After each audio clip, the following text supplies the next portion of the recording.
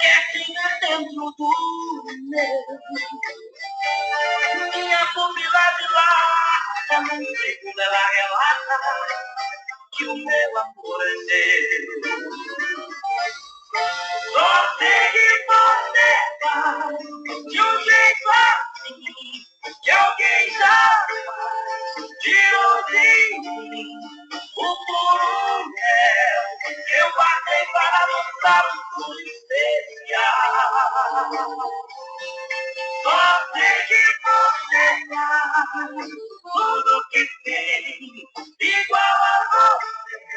Não há ninguém, uma fatal de amar alguém que apaga qualquer mal.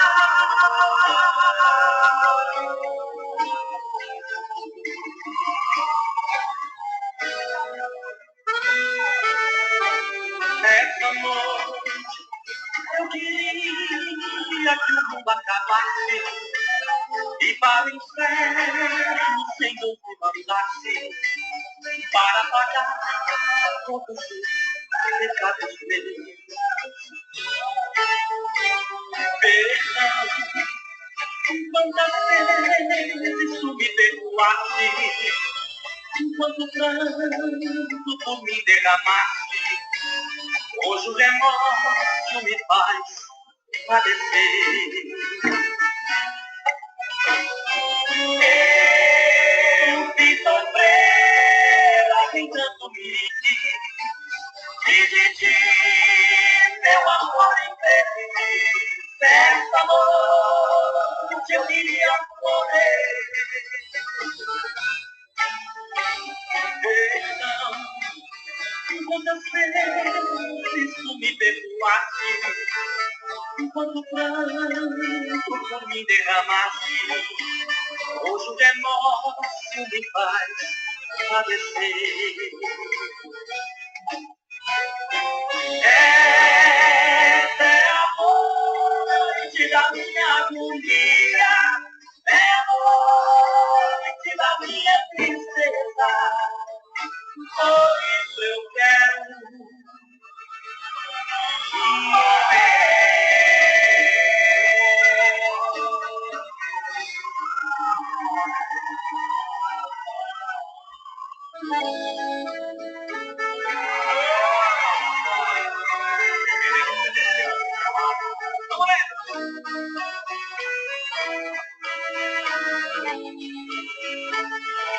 quando há muitos anos fui aprisionado nessa cela fria,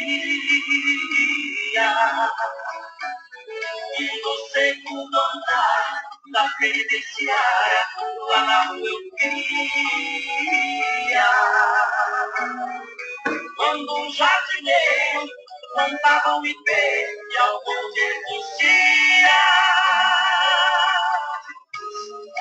Ele foi crescendo e ganhando vida enquanto eu sofria. Meu viver florido junto à minha cela hoje tem altura de minha janela. Só uma diferença há entre nós agora. Aqui dentro as noites não tem mais hora. Quanta claridade tem você lá fora.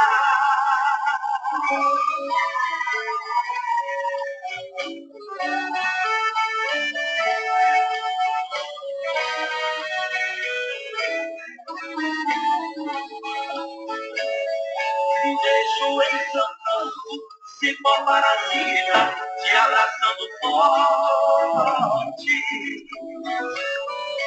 Enquanto te abraça, suga sua seiva, te levando à morte.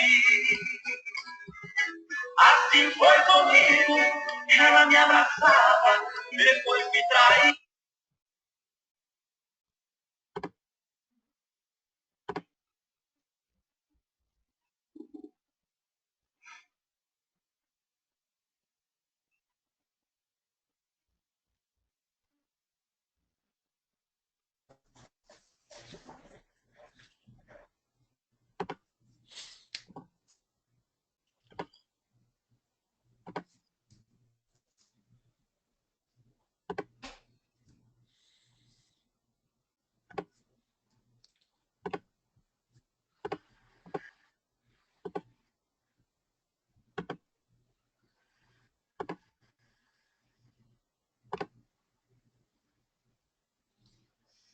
vou começar o webinar agora não vou poder falar. Mas amanhã já está combinado, eu vou...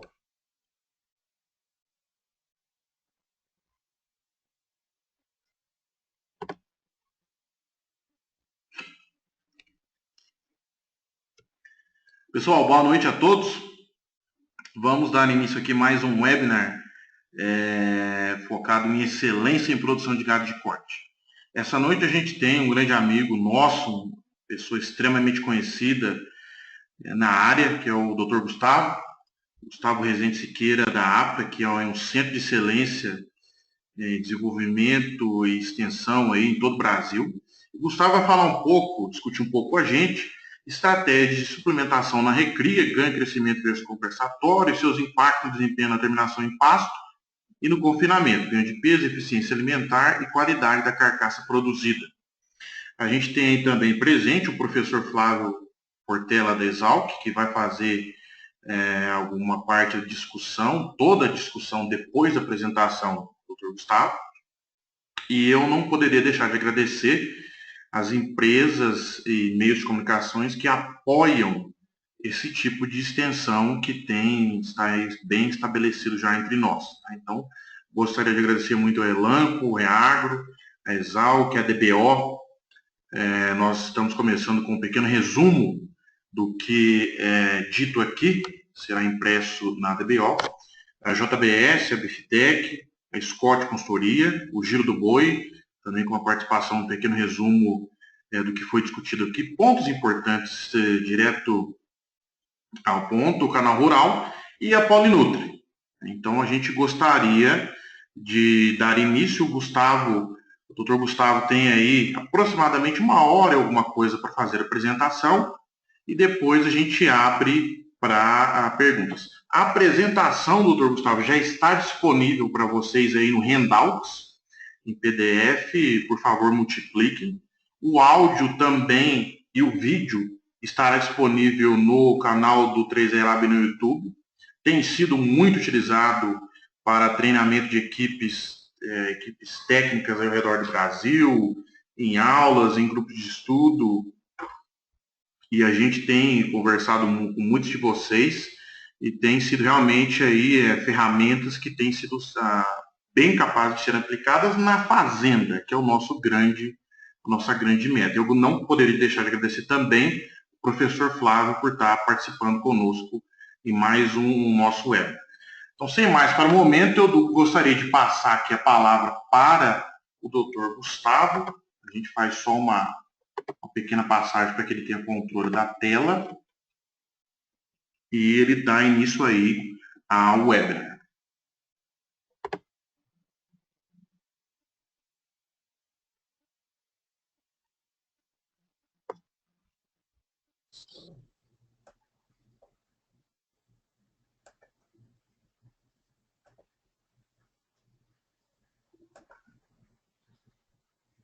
Boa noite a todos. Gostaria de agradecer o convite, o 3R Lab, para poder estar aqui. Para nós é um motivo de muita honra estar aqui com vocês nessa noite de hoje. E o convite aí do Marcelo, que é meu contemporâneo. Marcelo é meu amigo, aí particular desde a época da graduação. Então nós temos uma longa história em conjunto e estar aqui também sob moderação do professor Flávio Portela, que é uma pessoa que a gente admira muito, é um grande prazer. Espero que esse tempo que nós vamos passar juntos, essa conversa que nós vamos ter, seja útil para vocês. Tá? Marcelo, se você puder dar até um ok até pelo WhatsApp para mim, se está ouvindo bem, eu agradeço. Tá bom? Tudo ok. Então nós vamos falar um pouco de estratégia. Tudo ok? Então beleza. Então nós vamos falar um pouco de estratégia em recria, o que ela faz, essa questão de ganho crescente, ganho compensatório, quais são os impactos na fase de terminação, no ganho de peso, carcaça e alguma coisa econômica disso aí também. Tá? Como é que nós dividimos a pauta de hoje? Né? Nós vamos falar um pouco aí, nós vamos ter uma introdução. Nós vamos falar o que eu chamei de métrica de desempenho, algumas formas que nós medimos isso, alguns detalhes sobre isso. Aí nós vamos falar o histórico alimentar, que é a forma que nós chamamos, né? O que eu faço numa época da vida do animal e como isso reflete numa fase futura dessa vida desse animal. Aí eu isolei o que é efeito da primeira seca do animal sobre a terminação dele lá, um ano depois no confinamento. O que é o efeito da suplementação nas águas, que é a suplementação pré-confinamento sobre a terminação dele no confinamento. Eu fiz uma diferenciação dos resultados que a gente tem quando a terminação é a pasto versus a terminação confinada em mais confinamento. Né? Nós vamos, sim, eu vou ter alguns dados da literatura, mostrar alguns outros trabalhos, mas eu tenho como conceito, assim, quando a gente é chamado para falar alguma coisa, que é chamado para mostrar alguma coisa, o grande diferencial que a gente tem é mostrar o máximo de resultado daquilo que é gerado por nós, porque a gente pode contribuir um pouco mais a fundo com o que nós estamos fazendo. Então, eu vou priorizar. Existem outros, vários outros trabalhos na literatura, mas eu tomei a liberdade de priorizar aquilo que a gente tem feito lá na Apta Colina, mostrar um grande volume de trabalho que a gente tem feito lá, nesses tópicos, porque eu acho que aí a gente pode contribuir mais do que simplesmente fazer uma revisão de... Isso aqui tem gente que já está ficando até enjoada, mas essa frase toda, desde a primeira vez que eu vi essa frase, eu vi essa frase a primeira vez, até foi uma coincidência aí que foi com o Diego, que é do Reagro, e o Diego me cedeu essa frase, e daí para frente eu passei a usá-la em todas as palestras, cursos e tudo que eu faço. Né? Onde fala que o Brasil é um país onde as pessoas acham muito, observam pouco, e não medem praticamente nada. Isso é um problema do Brasil. Né? Isso, infelizmente, é um problema do Brasil, ou o achômetro no Brasil. Se for na pecuária de corte, então, isso parece que é uma lei. Né? As pessoas vão tal de achar, isso está bom, isso está ruim, isso deu um tal disso deu bom, isso deu ruim, sem medir absolutamente nada. Né? Poucas são as fazendas que têm um controle efetivo do que produzem. Né? Quando se pergunta ao pecuarista, quantas arrobas você produz por ano? Quantas arrobas seu animal ganha por ano? Ele não sabe falar. Quantas arrobas por hectare? Menos ainda. E se perguntar o custo de produção, então, aí que ficou difícil mesmo. Isso é uma realidade que nós técnicos, ou os pecuaristas que estão nos escutando, todo mundo está nos escutando, essa é a principal realidade que nós temos que mudar no Brasil. Né? Tudo que eu vou falar para frente vai ter um motivo desde que a gente consiga medir isso. Se a gente não conseguir medir, fica muito difícil de você poder falar alguma coisa. Então a gente tem que medir, medir, medir, medir. Observar, chamar atenção e medir. Nós temos que dedicar um esforço muito grande nosso para poder ter números confiáveis daquilo que fazemos. Porque você só vai saber se ter ganho compensatório ou ganho crescente, ou suplementar aqui, ou suplementar lá, ou confinar X dias ou Y dias. É viável para você se você tiver seus números e for medindo. Você busca a informação na literatura, você busca a informação na ciência e coloca para dentro da sua casa. Eu não posso deixar de falar que essa frase ela não é minha. Essa frase é do Dr. Fernando Penteado Cardoso. Né? Dr. Fernando Penteado Cardoso ele é formado lá na Exalc, na escola lá do professor Flávio Portela. Dr. Fernando Penteado Cardoso é um jovem senhor, né, que fez esse ano 102 anos de idade e que comemorou aí, semana passada, 80 anos de formado pela Exalc. Ele tem 80 anos que ele é agrônomo atuante no Brasil. Inclusive, para quem não viu, foi até matéria do Fantástico, destacando isso aí, não só esse fato, que é extremamente merecedor de destaque, mas também um pouco da carreira e do pouco que ele já fez pela vida dele. Tá, e ler um pouquinho sobre o Dr. Fernando Penteado Cardoso, e essa frase é uma frase que a gente precisa de mudar a realidade dela no Brasil. Muitos produtores falam assim, é melhor não medir, porque se eu medir eu vou parar de mexer com esse negócio de gado de corte, porque eu tenho medo do que vai acontecer. Eles não estão errados, não.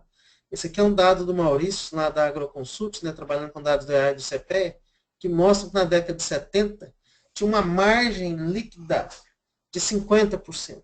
Então, se a gente pegar um boi hoje de São Paulo lá, 154, vender um boi por R$ 2.600, R$ 2.700, nós estamos falando que ia sobrar R$ 1.300, R$ 1.350 livre para o produtor, pagando todos os seus custos de verdade. Isso, considerando a margem da década de 70, isso aqui pensando na produção de 5 arrobas por hectare ano. Né? Ao longo do tempo, essa margem vem caindo, igual eu venho mostrando aqui, linearmente. Isso é como qualquer commodity. Né? A maior parte das commodities tem esse comportamento de redução de margem. Milho assim, soja assim, suína assim, aves assim, todas as commodities vão ter esse comportamento, porque commodity é um comportamento contínuo de redução de margem. Tá? Então, se nós quisermos manter na atividade, se for interesse da fazenda continuar mexendo com gado de corte, o que a fazenda tem que fazer? Ela tem que cruzar isso aqui com uma outra linha de produtividade, para você continuar tendo a mesma receita mensal ou anual. Só para dar um exemplo, para vocês entenderem em escala, na década de 70, um produtor que produzia 5 arrobas por hectare numa fazenda de 1.000 hectares, ele tinha uma receita, um produtor tinha uma receita de R$600 por hectare ano. Se a gente considerar uma fazenda de 1.000 hectares, dá 600 mil por ano. 600 mil por ano dividido por 12 meses, são 50 mil reais por mês, é o salário dele. Né? Isso aí depois é só perguntar para o nosso amigo Marcelo aí, Ramos, do 3R Lab, que ele fala o que é ganhar um salário de 50 mil reais por mês. Né? Ao longo do tempo, esse produtor veio vendo o seu salário reduzir mês a mês. E agora, nos anos 2015, 2016, por aí, essa mesma fazenda produzindo 5 arroz por hectare ano, o que os levantamentos têm mostrado, não recebe mais do que 100 reais por hectare. A mesma fazenda de 1.000 dá 100 mil por ano.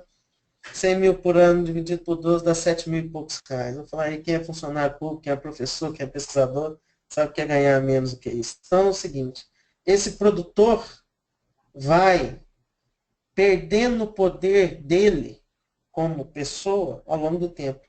Por isso que essa reta aqui, ó, a quebra daquele paradigma de falar assim, meu pai fazia assim, meu avô fazia assim, eu tenho que continuar fazendo do mesmo jeito. Não. Seu avô fazia assim na época de 1970, que qualquer coisa errada que você não planejar nada, só ficar pensando em deixa emagrecer que depois ganha e recupera tudo de novo, fazer isso dessa forma só leva. Ele ganhava dinheiro na década de 70, hoje ele não está pagando as contas. Tá? Então temos que mudar o sistema produtivo. Né? Mudar o sistema produtivo de qual forma? Mudar o sistema produtivo pensando aí no animal, a gente precisa botar animais ganhando mais peso, sendo abatido mais leve, em menos área. Eu vou dar um destaque aqui para o ganho por animal, para o destaque dele.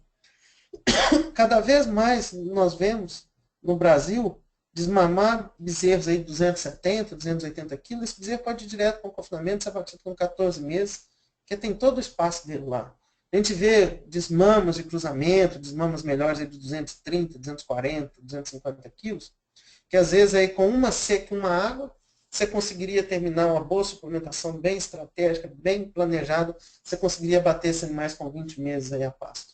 Que a gente acha que o sistema brasileiro vai caminhar muito, é para o animal aí que vai ficar 1 ano de recria, igual essa curva azul, uma terminação intensiva no confinamento, uma terminação a pasto intensiva, para conseguir fazer um abate desse animal por volta de 2 anos de idade. Tá? Ou até um animal aí que vai passar por 2 secas, 2 águas, um animal de 30 meses, em locais onde o produtor não tem muito acesso à tecnologia, local de terra barata, isso tem a sua certa viabilidade. O que não dá mais para existir, o que não dá mais para ter, são esses animais aí sendo batidos com 3 anos e meio, 4 anos, 5 anos, que ninguém fala que tem. Mas quando a gente vai nos frigoríficos, vai nos locais, vai em planta frigorífica, você vê muito boi velho sendo abatido ainda no Brasil. Quando a gente visita algumas fazendas, você ainda vê muito boi velho sendo abatido no Brasil. Então, o grande sistema que a gente acredita é esse aqui de 23 meses até os 30 que vão virar. Nós vamos considerar muito esse sistema aqui de abate por volta de 2 anos, dentro dos resultados que nós vamos considerar. Fato é, a pessoa tem que mudar. E para abater animais aqui de 14 a 40 meses, o cara tem que ter mais recursos a isso. Não. O gestor da propriedade, quem está à frente do negócio, é que tem que dar a palavra e tem que correr atrás para isso aqui acontecer. Tá? Uma propriedade que está acostumada a bater mais de 40 meses, você não vai fazer ela batendo mais de 20 da noite por dia.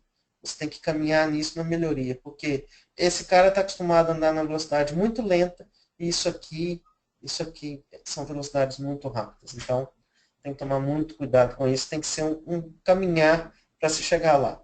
Mas não tenham dúvida, esse caminhar para cada vez abatendo mais jovens, mais pesados e com maior lotação, ele é necessário, não porque é bonito, e sim por aquela curva que eu mostrei antes, que é a redução da margem, você só consegue fazer isso aumentando sua produtividade.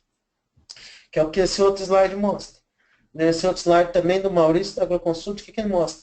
Quem está produzindo nas suas 4 arrobas por hectare em recria e terminação, especificamente nesse ano, está nem ganhando os R$100 que eu falei, que lá é ciclo completo. Aqui ele está perdendo dinheiro. Então o produtor, ele tem que para ganhar R$100, ele produzir de 6 a 12 arrobas por hectare.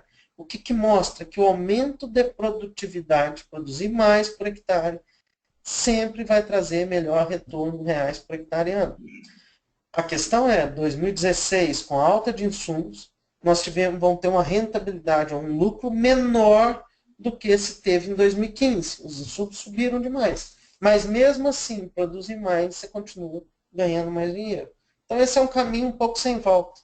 E não é porque é bonito, não é porque é nada disso, é porque é necessário fazer para o produtor manter o salário dele. Então o produtor tem que entender de ganho compensatório, tem que entender de suplementação, tem que entender de confinamento, tem que entender de se alimentar, tem que entender de tudo isso, simplesmente para o seguinte, ele tem que tirar da fazenda dele retorno. Senão, não tem o que fazer. Senão é melhor ele vender a fazenda e comprar uma chácarazinha lá só para passear.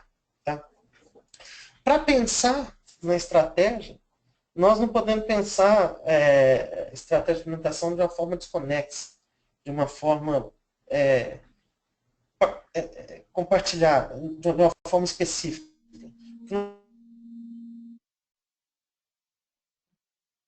Influencia no bezerro, o efeito do bezerro influencia na seca, influencia nas aves e assim vai voltando.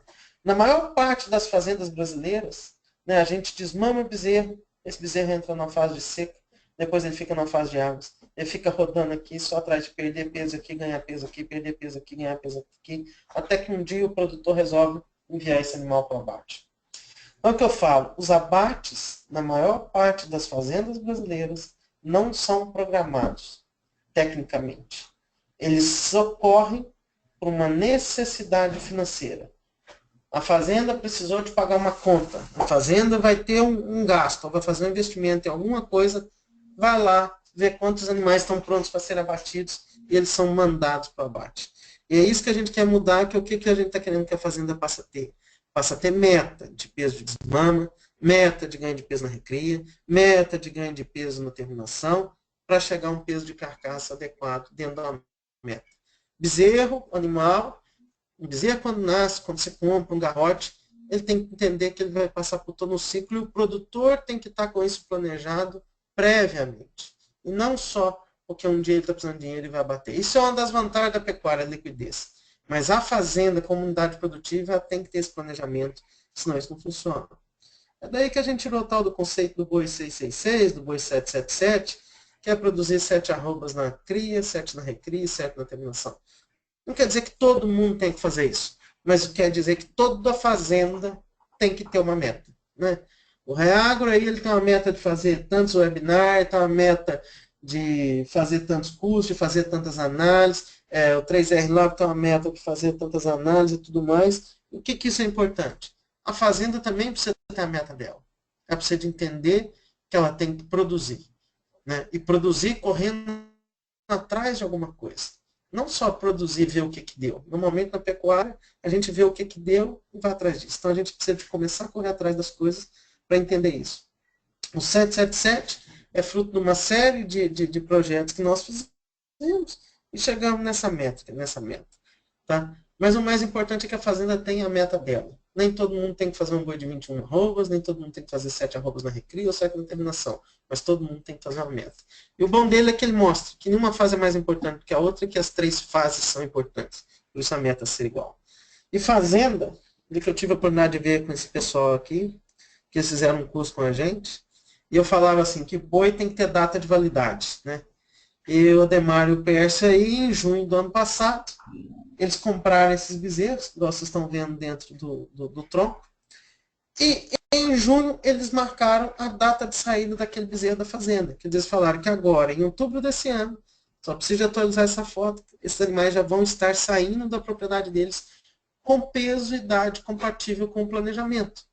Agora, isso sim é uma política interessante de levar a conversa que nós temos aqui no computador, no webinar, na palestra, no curso, na aula, onde quer que seja, lá para o campo. Porque quando ele faz um negócio desse, que ele marca um lote de animais, ele marca a data de abate desses animais, aí todo mundo tem que correr atrás para isso acontecer. Porque se chegar lá hoje, esses animais estiverem com 10, 12 arrobas, o que seria a realidade da maior parte das fazendas brasileiras, vai ser feio para todo mundo. Então isso sim, é colocar ciência no campo. É buscar uma informação, um planejamento de que tem para chegar até lá. O produtor só vai conseguir entender, fazer um desenho desse, determinar um prazo desse, se ele souber do que nós vamos falar hoje, de crescimento crescente, ganho compensatório, estratégia de suplementação, confinamento, de tudo isso. Se ele não fizer isso, se ele não tiver esses conhecimentos, ele não pode fazer um negócio desse na propriedade dele. Tá? Antes da gente entrar nesse assunto especificamente, eu coloquei aqui o que a gente chama de métrica de desempenho, 3 métricas, 3 pontos que a gente tem que esclarecer assim, para nós podermos falar a mesma língua. Tá?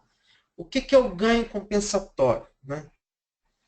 Eu posso ter um animal aqui em crescimento contínuo. Né? O animal está sempre ganhando peso. Está sempre ganhando peso e está se distanciando de um outro animal que tem um crescimento restrito. Não necessariamente ele não precisa, assim, eu tenho que ter animais com 2 taxas de crescimento diferentes. Não que esse aqui, que o crescimento restrito precisa estar sem ganhar peso ou estar perdendo peso. Só que cada uma dessas avaliações, quando eu comparo um animal ganhando peso muito com um animal ganhando menos peso, é um padrão que eu tenho. Quando eu comparo um animal ganhando peso com um animal em mantença, vai ser um outro padrão de ganho compensatório. E quando eu comparo com o animal ganhando peso com o animal perdendo peso, vai ser um outro padrão. Então, assim, a restrição tem que ser muito analisada para ver o que ela pode ou não gerar. Tá? E eu vou mostrar alguns dados para vocês lá na frente. Eu vou falar, olha, esse aqui aconteceu isso por causa... O cenário é esse. É um ganhando muito com o outro ganhando menos. E tudo isso nós vamos mostrar isso aí. Tá? E o ganho compensatório ele pode acontecer de 3 formas. Ele pode inexistir, quer dizer, a diferença obtida aqui no final do período de restrição se mantém até o final. Ele pode ser parcial, porque ele vai reduzindo, ou ele pode ser nulo, aonde um animal compense todo o ganho de peso que ele perdeu. Por exemplo, nós temos 2 animais aqui que tinham 20 quilos de diferença e chegam a um determinado momento lá na frente sem nenhuma diferença de peso vivo. Então, isso é ganho compensatório e são as formas que o ganho compensatório podem ocorrer. Tá? O que tem que entender? Que no crescimento, muito do ganho compensatório é crescimento de componentes não carcaça. É óbvio que quando o animal está ganhando peso na retroalimentação, quando ele volta a ser alimentado, ele está ganhando carcaça. Só que muitas das vezes o que ele está ganhando é componente não carcaça. E esses componentes aqui, fígado, coração, rins e trato gastrointestinal, representam 9% do peso vivo. Só que consomem 48% da exigência de manter-se desses animais. Então isso tem que ser encarado dos 2 momentos. Se os animais estão crescendo nessas vísceras, ele está colocando vísceras que vão consumir mais. Mas um animal ganhando mais peso, também ele passa a ter esses órgãos mais elevados. Então isso fica confuso e claro. Quando eu tenho um animal maior, um animal ganhando mais peso, os órgãos deles são metabolicamente mais ativos e eles vão ganhar mais peso. E se eu reduzir a alimentação dele, eu vou pagar esse preço. Então, não posso fazer isso, que nós vamos mostrar na frente. O outro ponto é, quando o animal está retroalimentando, por um determinado momento essas vísceras são menores, mas boa parte do que ele ganha são vísceras, que vão levar ele também a ter uma exigência de mantença mais elevada também lá na frente. Outra coisa que nós temos que entender, o que o meu animal está ganhando? Tá? Peso.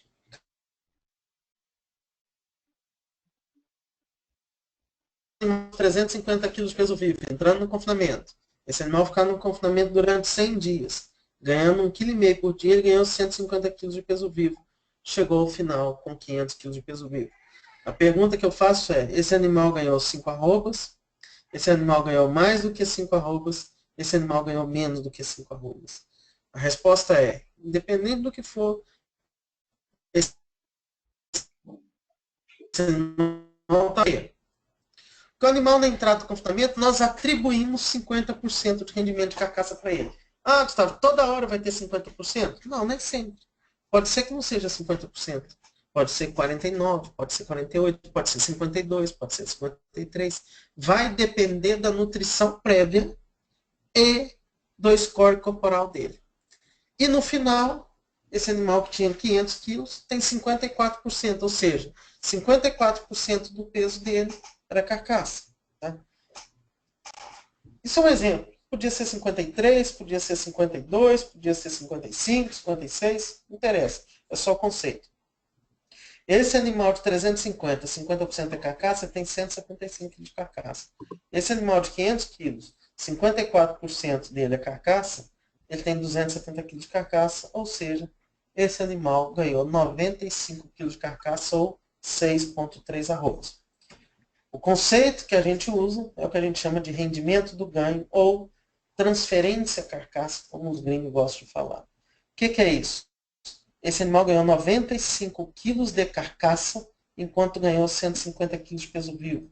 Ou seja, 63% do que esse animal, ou 633 gramas de carcaça para cada quilo de peso vivo. Isso é muito importante entender, porque muito do ganho compensatório, muito para frente, vai ser tudo baseado nisso aqui. Isso que eu estou apresentando.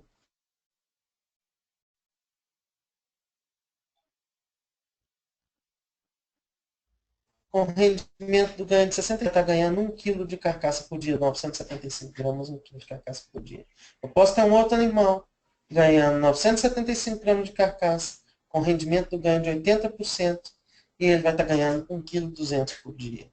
Pois bem, dois animais, um ganhando 1,2 kg, o outro ganhando 1,5 kg, e ambos estarem ganhando a mesma quantidade de carcaça por dia. Por exemplo, um animal que você pega ele agora, num final de seca, um animal que a gente chama aí judiado, um animal com score corporal muito baixo, um animal perdendo peso, e você retroalimenta ele, você coloca ele num coxo para ele ganhar peso, o que vai acontecer com esse animal? Ele vai ganhar muito peso, muito peso. Só que proporcionalmente, pouco desse peso vai ser convertido em carcaça. Muitas vezes ele está ganhando peso de conteúdo ruminal, de vísceras, de rumen, uma série de coisas. Ao mesmo tempo, depois que esse animal passar 90 dias no confinamento, você pesa ele. Depois você espera mais 30 dias e pesa de novo, o ganho de peso desse animal vai ser baixo. Porém, a proporção, não estou falando que ele vai ganhar mais carcaça, mas a proporção do que ele ganha, que vira carcaça, é muito maior. Por isso que ele tem um rendimento do ganho alto. Tá? Então, nós podemos ter dois animais com ganhos de peso diferentes, porém com o mesmo ganho de carcaça. Então, entender o conceito de rendimento do ganho. Nós temos que entender que uma fazenda de gado de corte é uma fazenda que produz carcaça. Se eu vendo carcaça para a área frigorífica e eu recebo por isso, minhas contas têm que ser na carcaça. Não adianta brigar que o frigorífico está roubando em rendimento, está fazendo isso, está fazendo aquilo. O que interessa é o que te paga a conta. Se está vindo de lá, é de lá que eu tenho que pensar. E um outro ponto que é bastante relevante para a gente pensar isso, é qual que é a composição do ganho. Né? Historicamente, o professor Silveira, um trabalho mostrando que à medida que o animal vai ficando mais velho ou mais pesado, a conversão alimentar cai muito, que bate com essa questão do rendimento do ganho que eu falei. Né? Por que isso acontece? Porque esse animal vai reduzindo a proporção de músculo, vai aumentando gordura e reduzindo o osso. Em termos de peso, gastar para colocar gordura é caro. Em termos de eficiência energética, de energia dada por energia acumulada, energia retida, até colocar gordura é mais eficiente. O problema é que a gente tem por quilos de carcaça. Aí está tudo certo. Só que nós temos que entender dois pontos. Eu posso ter animais de diferente. Quanto mais pesado o animal fica, tá? Com certeza maior vai ser a porcentagem. Opa! Quanto mais pesado o animal fica, maior vai ser a porcentagem de gordura que vai existir no ganho de peso dele. Isso é um fato. Um outro fato extremamente relevante é o seguinte: quanto mais peso o animal está ganhando por dia, maior vai ser também a porcentagem de gordura que esse animal vai estar colocando no ganho. Então, assim, para que a gente consiga ter acúmulo de gordura, é importante que esse animal vá amadurecendo e que ganhe bastante peso por dia. Esse, só um parênteses à parte, é o problema que hoje a gente enfrenta muito, somente com boi nosso inteiro de pasto. É abatido ganhando em menos de 1 quilo por dia, 800 gramas, 700 gramas. Esse animal não coloca nada de gordura na carcaça dele, então o acabamento dele é muito ruim. Tá? Então tem que guardar isso aqui, o que ele está ganhando, que isso vai nos ajudar a explicar lá. E um outro ponto, isso aqui é só uma curva de espessura de gordura em função de tempo, um experimento que a gente acompanha os animais da desmama até o abate, foi um abate aí, animais abatidos com 18, 20 meses, inteiro, imunocastrado e castrado cirurgicamente. O que isso aqui nós estamos mostrando? O que eu quero usar esse gráfico nisso que eu estou fazendo? O nosso boi inteiro, ele vai colocar gordura, mas muito menos do que o castrado e imunocastrado. O que tem a ver? Muito do que tem impregnado na nossa mente, que a gente estudou e aprendeu, é conceito que acontece demais com boi castrado. Tá? Um boi castrado, isso aqui é animais a pasto, recebendo 0,3 gramas por quilo peso vivo, da desmama até o abate, animais a pasto, castrado, colocando 7, 8 milímetros de gordura em 1 ano e pouco de suplementação, numa situação dessa, mais de 20 meses, meio sanguíneos. O inteiro, colocando muito pouca gordura. Isso nos desenha questões de ganho compensatório, de taxa de ganho completamente diferente. A gente tem que entender todos esses processos para entender que o ganho compensatório ele pode ser diferente em diferentes condições dessa, porque vai mudar o que o animal ganha em relação ao outro. Entrando mais especificamente no tema aí, nós temos o que a gente chama de histórico alimentar, né? Talvez o Flávio tenha mostrado esse slide aqui no webinar que ele fez, que é assim, que para recriar e terminar um animal, nós temos diversos caminhos. Nós podemos seguir diversos caminhos e combinações para recriar e terminar um animal. E assim nós fizemos uma série de estudos nossos, né? Um estudo aqui de uma tese defendida em 2011, que foi 3 estratégias na seca. Cada lote desse dividiu em 3 estratégias no verão, nas águas. Cada lote desse aqui, metade foi terminado a pasto, metade foi terminado de confinamento. Um outro de 2010, 3 estratégias na seca, 3 nas águas, todo mundo terminado de confinamento. Então aqui, voltando só, esse aqui é tudo cruzamento industrial em pasto de braquiária, cruzamento industrial em pasto de Tanzânia rotacionado. Esse aqui, Nelore na seca no braquiária, nas águas no Tanzânia. 2 estratégias de suplementação na seca. Desse aqui dividido em 2 nas águas. De cada um deles em 3 no outono, todo mundo terminado com confinamento. Um outro, 2 estratégias de terminação na seca. 2 estratégias na seca, desculpe. 4 nas águas, metade terminado com confinamento a pasto, metade terminado com confinamento convencional. E uma grande mensagem que eles não deixam, uma mensagem assim, para ficar fixa só de ganho compensatório, é um pouco essa aqui. Já começando a fazer, já entrando mais especificamente no tema. Perdão. Esse gráfico aqui, ó, do lado da direita, esses 2 ganhos de peso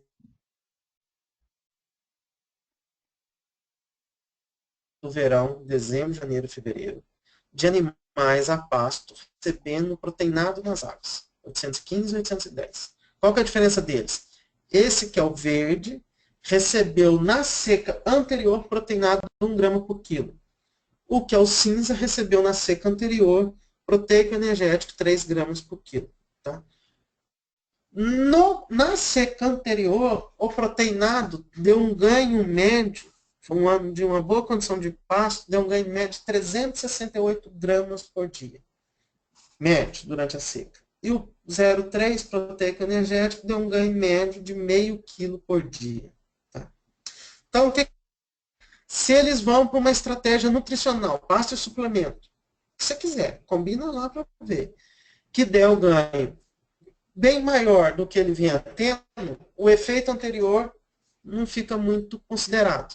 Se eles forem para uma estratégia nutricional, aonde o ganho base é próximo ao que vinha tendo e você retira nutrientes, você muda a dieta, você pode ter uma perda, você pode ter uma redução na taxa de ganho. O que é isso aqui? Os animais aqui do 3 gramas por quilo passaram a ganhar 570 gramas nas águas, O de 1 grama por quilo ganhou 684 gramas nas águas. Isso aqui é como se fosse aquela curva do ganho compensatório à parte. Nesse aqui não houve, nesse aqui houve um ganho compensatório parcial. Tá? Ao final da seca, esses animais tinham 20 quilos de diferença. Tá? Nós usamos um conceito seguinte, que a gente chama muito de arroba adicional. O que é arroba adicional? Arroba adicional, assim, é quanto eu gasto para fazer um arroba a mais nesse animal. Tá? Em estratégia de suplementação. Então, para sair do 1 grama por quilo na seca para um 3 gramas por quilo na seca, para se fazer uma arroba a mais nesse animal, eu gastaria R$100. Vamos fazer uma arroba. Tinha 20, mas o conceito é uma arroba adicional. Os animais que foram por proteinado nas águas ficaram com os mesmos 20 quilos ao final da época das águas. Os animais que foram para o sal, de 20 caiu para 12. Quer dizer, aqui teve ganho compensatório nulo e, nesse caso, teve ganho compensatório parcial. Tá? O que interessa para nós? O financeiro disso aí também. 12 quilos mais pesado, isso. Ele está 20 quilos mais pesado, daí quando eu isso. Se esse aqui, para fazer a roupa adicional, eu tinha 20 quilos para fazer a roupa adicional, eu gastei 100, desse aqui vai continuar sendo a mesma coisa. Por que eu estou fazendo 103, só que é um pouquinho mais pesado, é como que é para 12 quilos, aumentou o custo da arroba adicional de 100 para R$170, R$167. Ou seja, transformou uma técnica que era viável numa técnica que era indesejável e inviável. Então, isso que nós temos que pensar. Entendeu? Se numa fase seguinte do que eu vou dar condição, eu tenho que tomar cuidado com o que eu vou fazer antes. Que é por aí que nós estamos trabalhando. Só que isso nós estamos vendo no peso vivo. Esse outro trabalho aqui é um trabalho que está publicado na RBZ, trabalho do professor Fontes, 2000, interessante. Vale a pena a leitura dele, então dado um trabalho, digamos, simples, mas bastante interessante.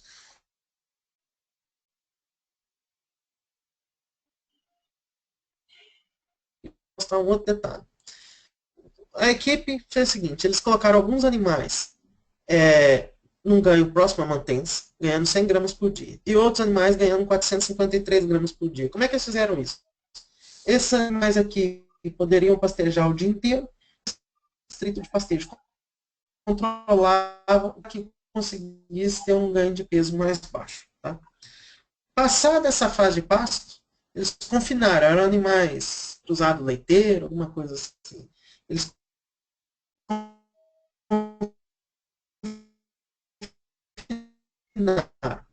os animais que estavam ganhando 100 gramas por dia, o ganho de alimentação restrita, na fase de adaptação no confinamento, que foi 70, e mais elevado, a adaptação ganharam 720 gramas. Segundo os autores, essas 700 é diferente estatisticamente de 1,270 kg. Já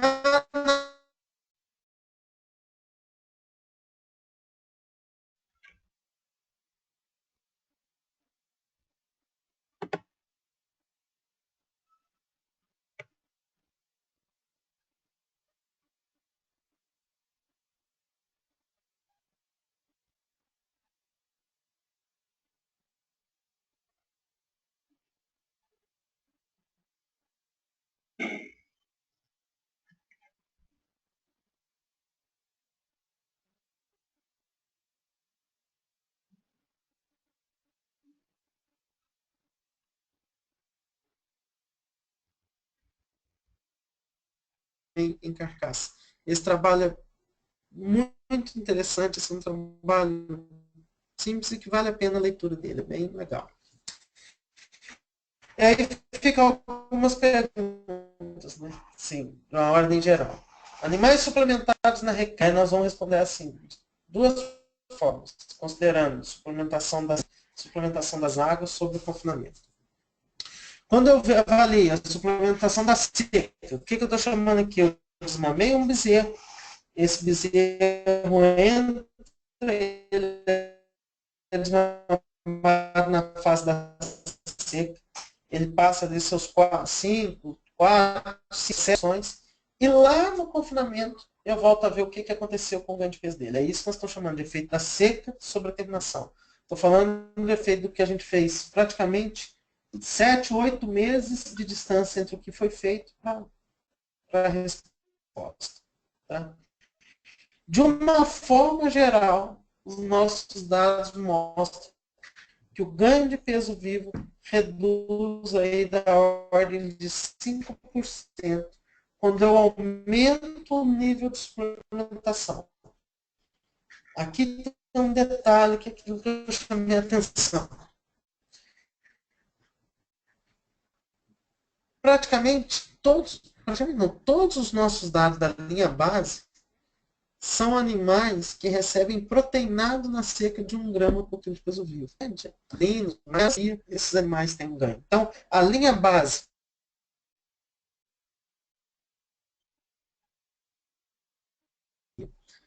que é muito diferente do que a gente encontra. Sim, o conceito serve. Só que muitas das vezes nós vamos encontrar no campo animais em restrição não tendo nada de pasto, nada de suplementação e perdendo peso. Então a gente acredita que às vezes até alguns efeitos, assim, quando o animal está perdendo peso, o metabolismo dele se agrava. A capacidade dele de recuperação é diferente de um animal como esse, que ele tem uma diferença para um outro, mas metabolicamente está funcionando e está ativo a alimentação dos dados. Nós temos uma redução de 5% no ganho de peso. Ganho em carcaça. E aqui nós estamos fazendo o quê? Nós estamos considerando ganho em carcaça, considerando 50%. Tá? Quando eu suplemento um animal, somente quando eu dou 0,3, 0,6, 0,7, quando eu começo a dar suplementações mais altas para esse animal tem uma alteração lá no rendimento do ganho dele, e esse animal começa a acumular mais carcaça. Tá? Proporcionalmente, ele chega com um rendimento de carcaça na entrada do confinamento maior do que um não suplementado ou com uma suplementação inferior. Isso é um dos motivos que faz com que o ganho de peso seja mais baixo. Mas quando nós atribuímos um rendimento de 50% na entrada para todo mundo, o ganho em carcaça daquele suplementado tende a ser de igual para maior. Dele, que agora tende a ser de igual para maior. Então, isso que a gente tem que considerar. Fizer conta no peso vivo, sempre que você suplementar ou estimular o animal a uma taxa de crescimento maior, lá numa terminação você vai ver um ganho de peso vivo normalmente menor. Isso sim, dentro dos fatores de manejo. A exceção disso é quando essa suplementação é apenas curta e pré-confinamento, e ela é usada mais como um condicionante desse animal, é uma pré-adaptação, como se fosse uma pré-adaptação desse animal no confinamento. Mas quando nós estamos suplementando tempos mais longos, que eles começam a ter 1, 2 arrobas a mais do que o outro, a gente enxerga essa redução de ganho aí bem marcante. Tá? Por que é isso? É aquilo que eu acabei de comentar. Eu tenho um animal na seca, animal que no caso ganhou 450 gramas, outro ganhou 650, aumentei o nível de suplementação, 44% a mais de ganho de peso vivo, só que esse animal tem um peso de carcaça que não é estimado, é abatido no frigorífico. Tá? No final da época da seca, o animal tem um outro peso de carcaça, dos dois suplementos. O que é importante entender que é o seguinte, quando eu faço a conta no peso vivo, eu tenho uma diferença de 44%. Quando eu faço a conta na carcaça, eu tenho uma diferença de 50%, porque o rendimento do ganho aumenta. O que é isso aqui?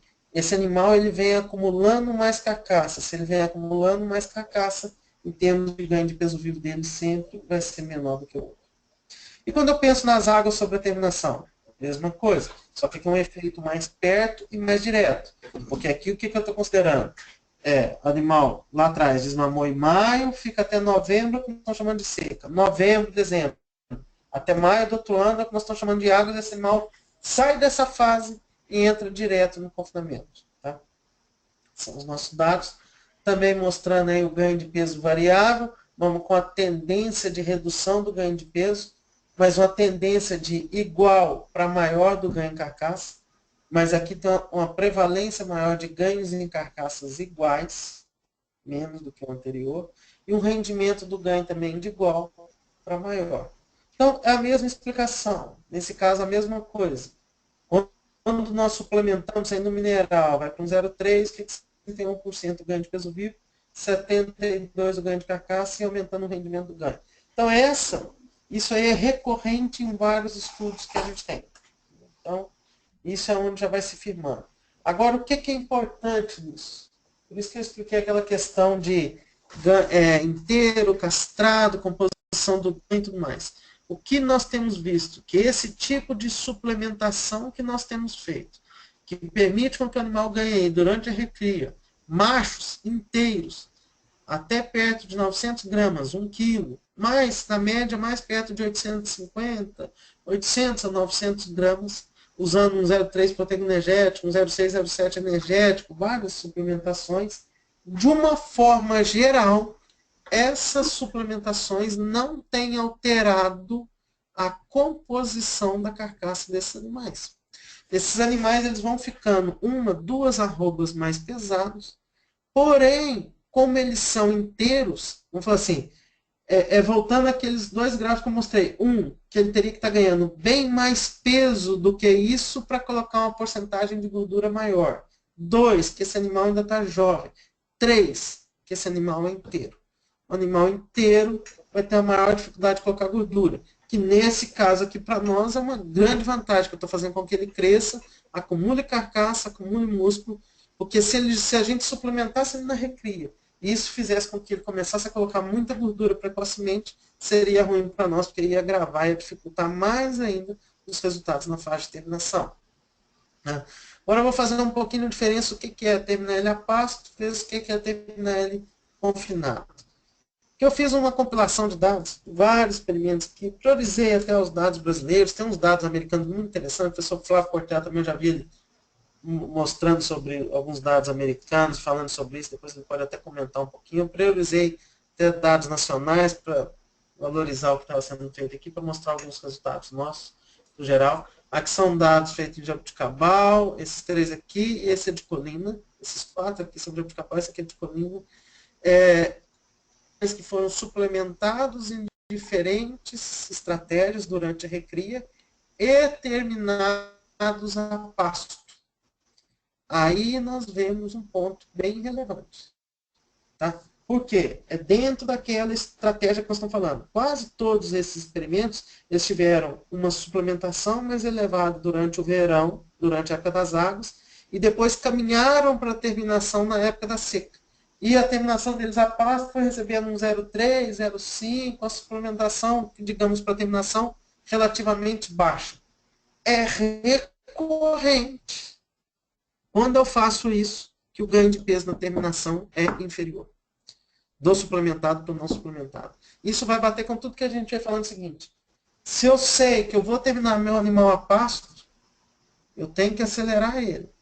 Mas eu não posso acelerar ele muito mais, porque senão eu vou fazer uma arroba adicional num primeiro momento boa, mas num segundo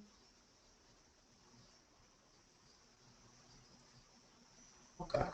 Então a gente tem que tomar bastante cuidado com isso. E pode olhar que sempre quando o ganho de peso na terminação ele é mais baixo, os valores ficam piores. Então tem que tomar muito cuidado com isso. O que a gente tem que fazer?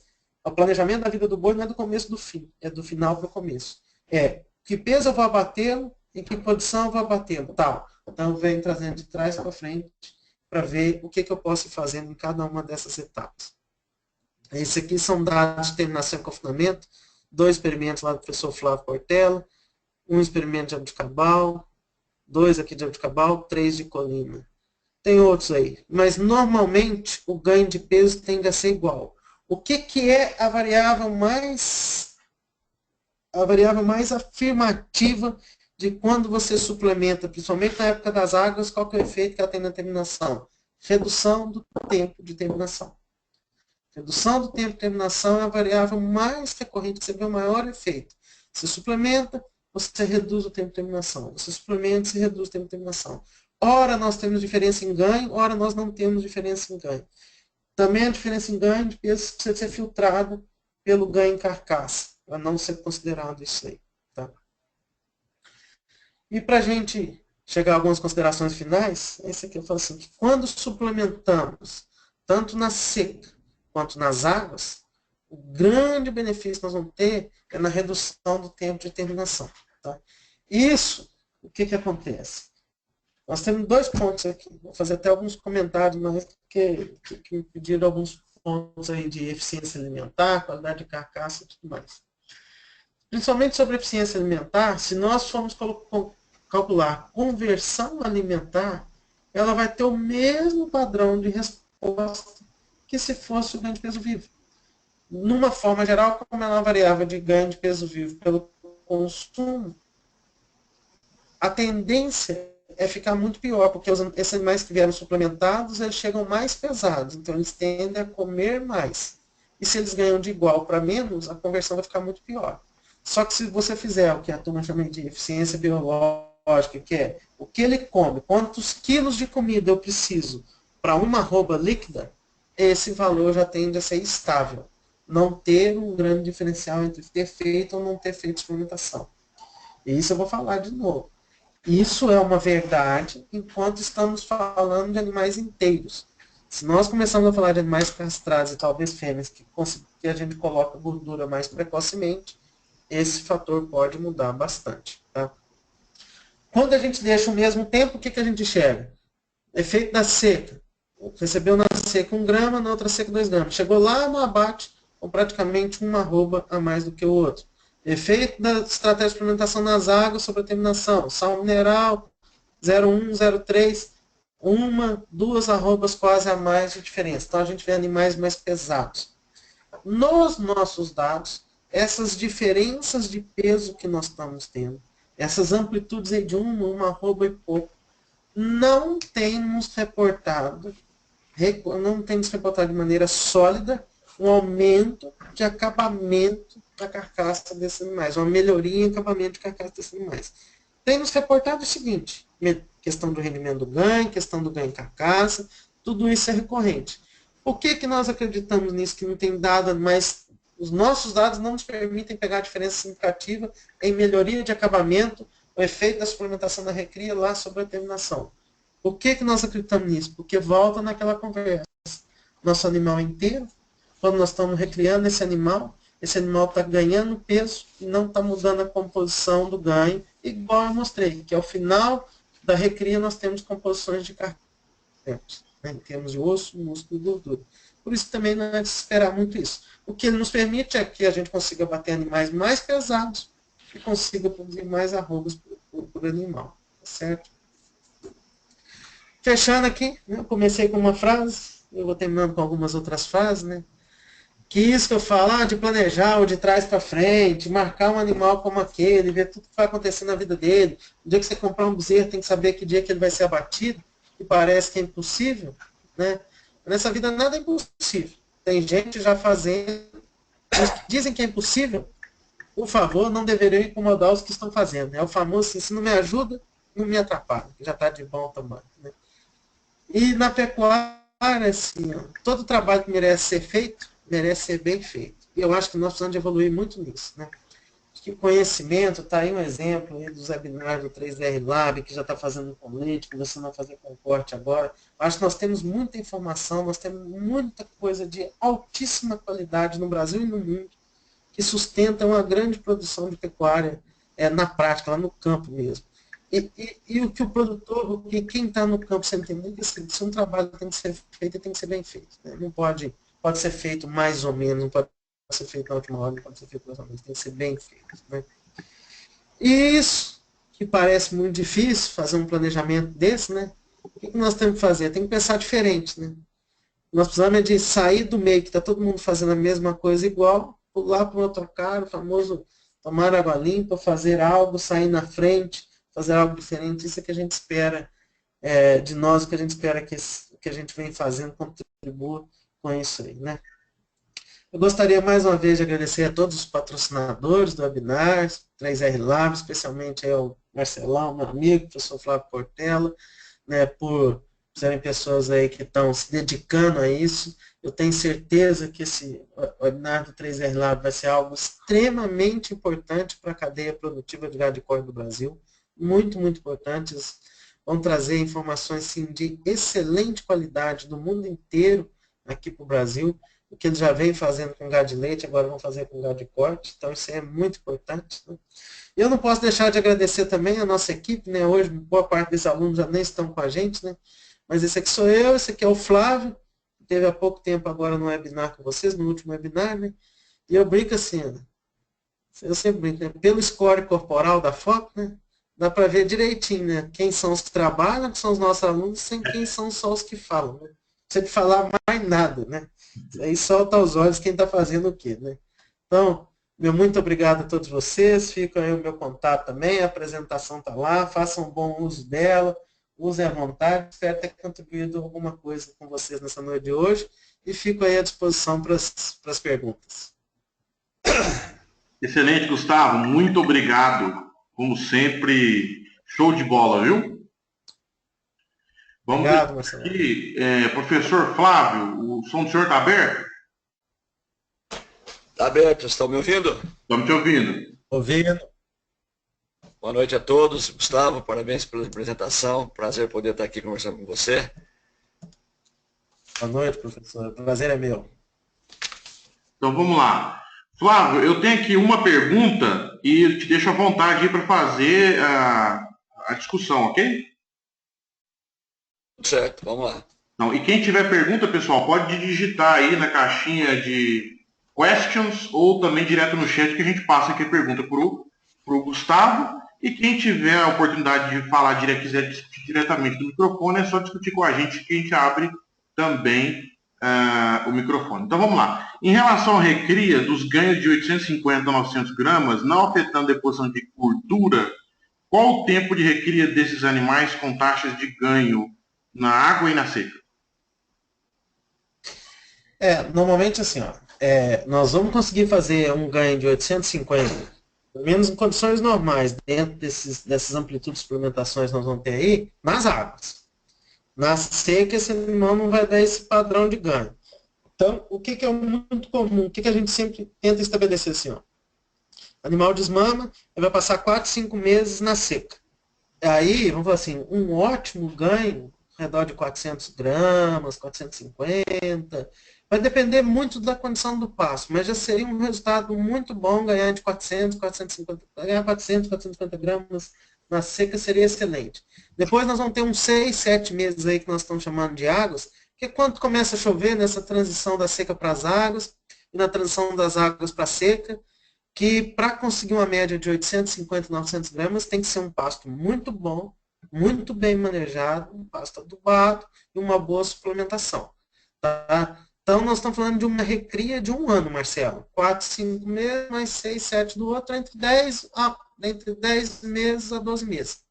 Que a meta nossa, média desse um ano, para fazer 7 arrobas em um ano, é ganhar 585, 586 gramas, quase 590 gramas média por dia, que é bastante arrojado.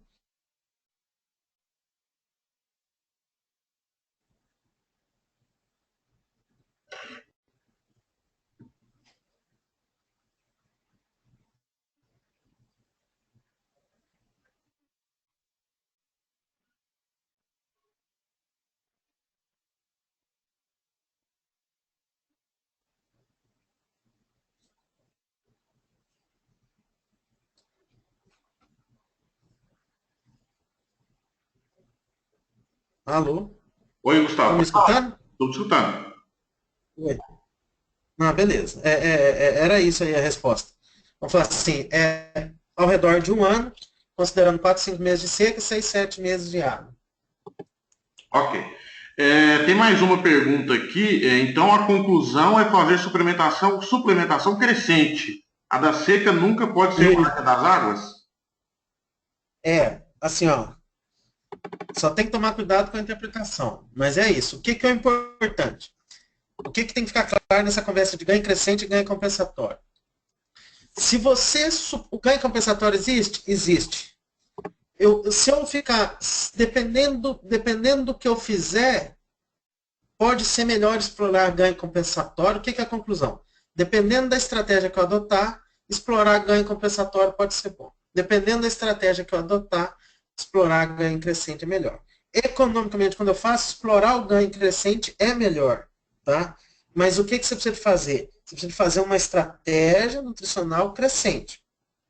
O que não significa dizer que se você der 1 kg de suplemento na seca, nas águas você tem que continuar dando 1 kg. Não é isso. Quer dizer que a taxa de ganho de peso dos animais na fase seguinte tem que ser maior. Não só um pouquinho maior, tem que ser bem maior do que o que eles vinham recebendo antes. Um exemplo clássico que acontece disso aí. Por exemplo, bezerro de cripe. O cara vai lá, já desmama um bezerro de 210 quilos. Ele vai lá e dá cripe para ele. Desmama aquele bezerro lindo, 240, 250 quilos. Um ótimo bezerro. Depois que ele desmamou aquele bezerro, ele solta aquele bezerro no pior pasto da fazenda e não dá nada para ele. Toda aquela diferença obtida, ela vai sendo minimizada, correndo o risco de deixar de ter diferença. Agora, o que nós estamos falando? Se eu fizer CRIP e der uma sequência nutricional bem adequada nesse animal, o CRIP vale a pena. Então, fazer ganho crescente durante a recria e usar isso na terminação, vale muito a pena. Desde que você sempre considere. O ganho crescente não é só o ganho crescente considerando não ter ganho compensatório, mas é estratégias nutricionais sempre da fase seguinte melhor do que da fase anterior. Tem que considerar que se o animal está pasto, ele tem 2 grandes partes da dieta dele. Pasto e suplemento. Entendeu? Não é só o suplemento, é pasto e suplemento. Excelente. Tem mais 2 perguntas aqui. Flávio, você pode ficar à vontade para comentar alguma coisa também, ok? Tudo bem, eu vou aguardando as perguntas. Vamos. Deixa o Gustavo respondendo as perguntas aí, depois a gente conversa um pouco mais. Ok, então vamos lá.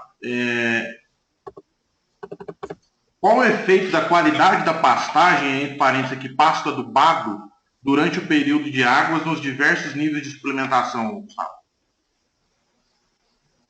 Isso, boa pergunta. O que a gente tem visto assim? Se eu tenho um pasto, vamos falar assim, se eu tenho um pasto de baixa qualidade, se eu tenho um pasto baixa qualidade, vamos falar assim, menor disponibilidade, menor teor proteico, se o pasto não for muito bom, você vai enxergar uma elasticidade, uma amplitude de resposta das suplementações maior. Porque tem mais espaço para trabalhar. É igual quando compara um caso na seca com a suplementação nas águas. O ganho adicional, não estou falando o ganho total, mas o ganho adicional que tem na seca é maior do que o que tem nas águas. É o ganho adicional. Só que o que acontece? O animal nas águas sempre ganha mais peso que na seca. Então, quando a gente vai melhorando muito o pasto, e assim, pastos melhores, com suplementações mais altas, o que acontece? Os incrementos de ganho vão se reduzindo. Tá? Isso pode ser pasto melhor, se não só. Você pode pensar em pasto melhor contra pasto pior, ou uso mais intensivo ou menos intensivo do pasto. Tem uns experimentos assim, de Jabuticabal fazendo pasto manejado a 15, 25 a 35 centímetros. A amplitude de resposta quando o pasto é manejado a 15 é maior do que quando o pasto é manejado a 35. O professor Flávio Portela, se não me engano, no experimento do Diogo, que tinha 2 resíduos. Entrava na mesma altura, rotacionado, 2 resíduos. Se eu estiver errado, você pode corrigir aí, Flávio. A amplitude de resposta, quando o resíduo era menor, eu também lembro disso, era maior. Por quê? Você está restringindo mais a alimentação desse animal, sobra mais espaço para a suplementação fazer efeito. Em pastos muito bons, pastos adubados e suplementações altas, o grande objetivo aí não é só o ganho de peso do animal, mas sim o efeito que você vai ter. Vai trabalhar com um pouco de efeito substitutivo, mas vai promover aumento do consumo de energia digestível e vai promover principalmente aumento de lotação. Tá? Então, tem que tomar muito cuidado. Pastos, piores qualidades, você tem ganho adicional maior.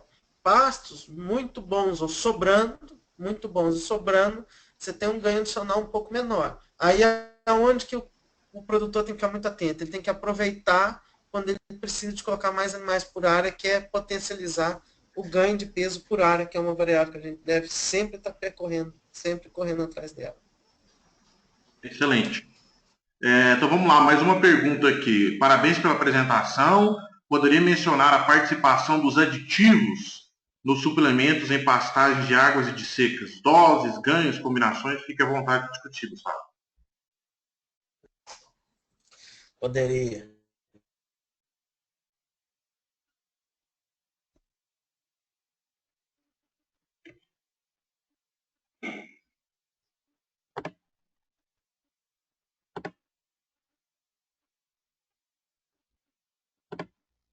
Assim,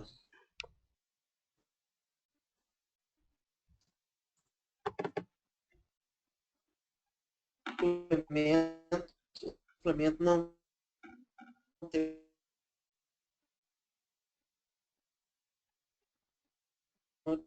a questão eu vender, aprovação entre eles. Tem os aditivos tradicionais, aí, que são os antibióticos, está surgindo vários óleos essenciais, enzimas, uma série de coisas aí que estão surgindo no mercado, tanino, que tem e devem ser usados. O que a gente tem que científica dele? Dentro da dose. O que eu falo assim? Ó, nas águas, eu acho que, assim, o fundamental do fundamental é muito importante ter um aditivo nas águas. É extremamente relevante e tal. Na seca, minha prioridade número 1 é corrigir a proteína do pasto. Então, se eu consigo ter uma suplementação onde eu já estou fazendo com que o rumen venha a estar funcionando, que o rumen venha, que eu já corrigi os pontos básicos da nutrição, aí eu vou entrar com aditivo. Não adianta eu ficar dando, o animal está perdendo peso, o animal está dando mantença, eu querer dar um aditivo ali para ele, que eu acho que a amplitude de resposta dele não vai ser das melhores que eu vou ter. Então eu tenho que preocupar primeiro fazer o rumen dele funcionar. Não vai ter o mesmo amplitude de funcionamento como nas águas, mas ele vai funcionar. Aí eu já uso aditivo. E nas águas, vai usar com certeza. Tá? Nós temos diversos aditivos, se eu for ficar aqui falando de dose, cada um deles, vamos ficar o resto da noite aqui só falando isso. Mas assim, nós temos diversos aditivos. O que é importante? O que é a recomendação que eu faço para vocês? Chegou para vender empresa ou isso, se você é de uma empresa, vai escolher outro? Cara, perde aquilo que foi testado. Nós temos aí Viginemicina testado no Brasil, Monenzima, nos óleos essenciais. Tem uma porção de coisa, tem Lazarocida chegando, tem N, tem Flávio, tem N aditivos, que cada um deles vão ter suas peculiaridades, a gente vai ter que aprender a trabalhar com eles. A associação de aditivos a pasto, nesses níveis de suplementação 01, 03, eu sei que tem muita empresa no campo usando. Mas eu desconheço, não estou falando que não tem, eu estou falando que eu desconheço trabalhos de pesquisa mostrando o benefício da associação de aditivos nesse padrão que nós estamos falando. Diferente de confinamento. Confinamento já é uma linha que tem gente pesquisando, tem trabalho nosso, tem trabalho do professor Flávio, mostrando combinação de aditivos, tem outra série de coisas. No confinamento, nós temos resultados de pesquisa. A pasto, eu desconheço. Então, o que eu falo? Se eu desconheço, eu não tenho resultado, eu ainda não recomendo. Pode ser que daqui a um tempo conseguimos fazer alguns trabalhos com esse foco e a gente venha trazer alguns resultados. Excelente. Okay? Então vamos lá. Em que situação o ganho compensatório pode ser melhor? Assim, ó, na situação que ele te der mais dinheiro. Essa é a situação. Tá? O que existe, alguns momentos assim, o ganho compensatório ele pode ser visto de diversas formas. Então, assim, quando eu vou ter ganho compensatório, porque esse animal está numa mantença ou perdendo peso, isso eu não sou favorável, porque eu acho que você vai ficar um bom espaço de tempo com esse animal sem te dar retorno econômico. O animal mais caro que existe na propriedade é o animal que não ganha peso, o animal que ganha pouco peso. Todo animal na propriedade tem um custo de estar lá. Ele tem um custo de manutenção. E se esse animal não está ganhando peso, ele fica muito caro lá para você. Mesmo que ele venha compensar parcialmente isso.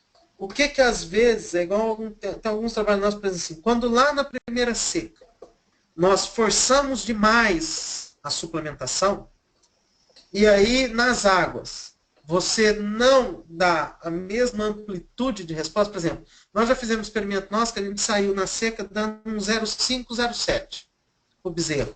E depois nas águas voltou para opção mineral. Aí nesse momento, aquele animal que estava comendo tipo um proteinado na seca, na primeira seca, que ele estava ganhando um peso legal, 250, 300 gramas, ele estava funcionando, metabolicamente ele estava ativo, com o rumen funcionando e tudo bem. Ele vinha com saúde, ele vinha com a taxa de ganho menor, mas ele vinha com saúde, e entra nas águas, vai consumir sal mineral como os outros, economicamente nessa fase, a gente o outro é um ganho compensatório, ele pode ser viável. Entendeu? Não tem nenhum mal contra isso. O que, mesmo ganhando um pouco menos em proporção de carcaça, mas ele pode ter sua viabilidade. O que a gente não pode balizar, assim, ó, não pode interpretar errado, assim, então é melhor, não faz nada, porque depois ganha e vai ser melhor. Não, o melhor é você dar uma nutrição crescente para esse animal na vida dele. Essa é que vai trazer mais retorno para você. Tá? Agora, ele vai ser viável quando você comete erros de planejamento. Entendeu? Ok, excelente. E uma outra pergunta aqui. Qual seria o efeito das gorduras protegidas nos ganhos e acabamentos?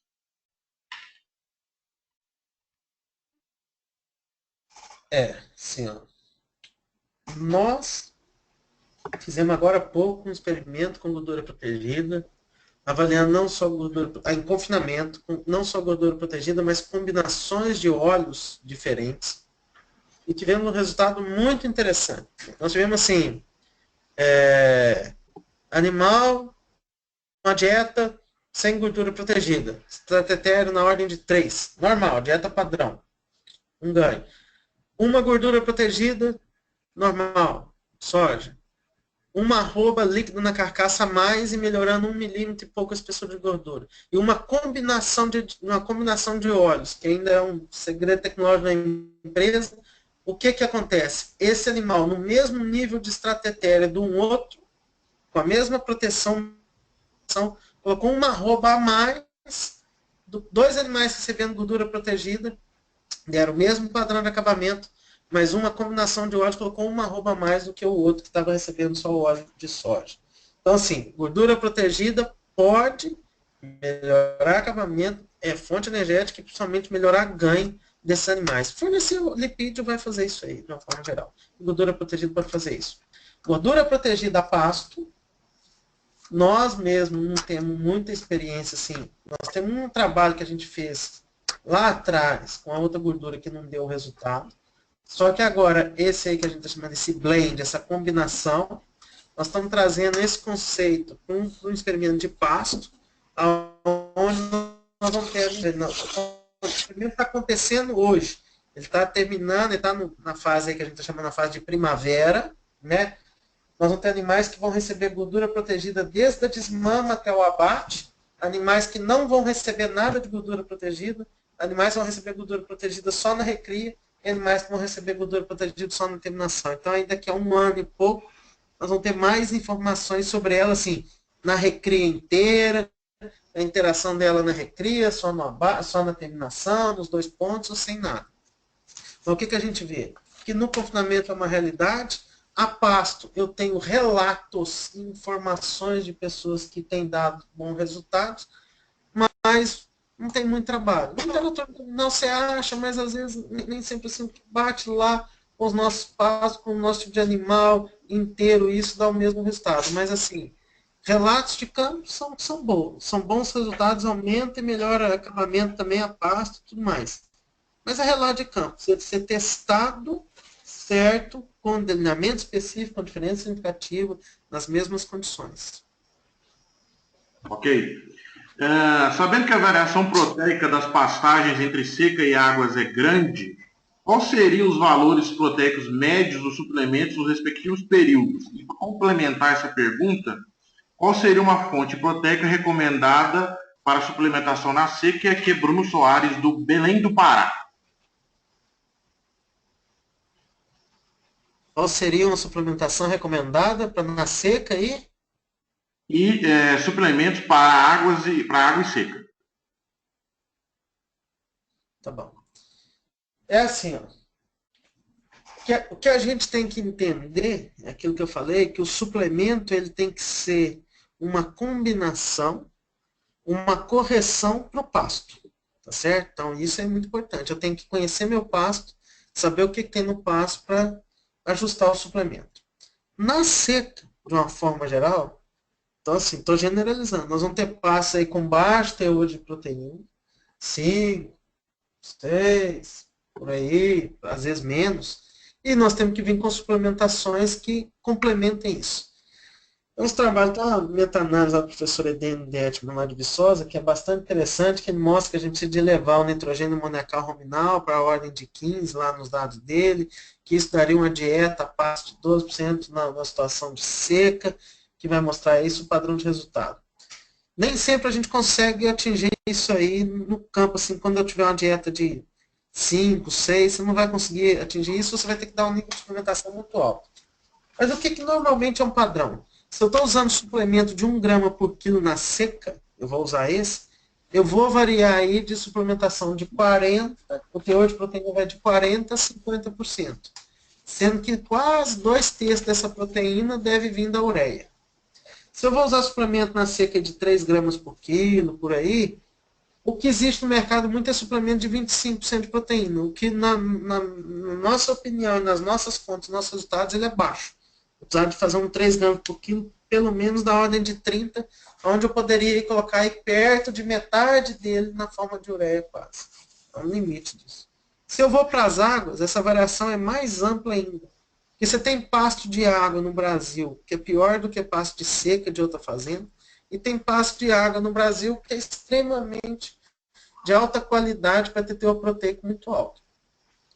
Nós temos feito, e vários trabalhos nossos, mesmo até com proteinado nas águas, dando efeito. Ah, mas é o proteinado, é a proteína? Não, não é que eu estou fornecendo a proteína só para esse animal. É que o proteinado de águas, o que ele é? Ele é um suplemento que melhora padrão de consumo, fornece aditivo. Alguns trabalhos que a gente fez aí que a gente fez trabalho assim, sal mineral, sal com vitamina, proteinado com vitamina, e 40% a 50% do ganho do proteinado nas águas vem da presença do aditivo. Então, quer dizer, umas 150 gramas que eu espero de proteinado nas águas, 70, 80, 90 gramas está vindo do aditivo. Então, isso é bastante relevante. Então, nesse caso, nós vamos usar suplemento aí, proteinado de 20% a 30% de proteína, mais perto de 20% a 25%. O que é interessante?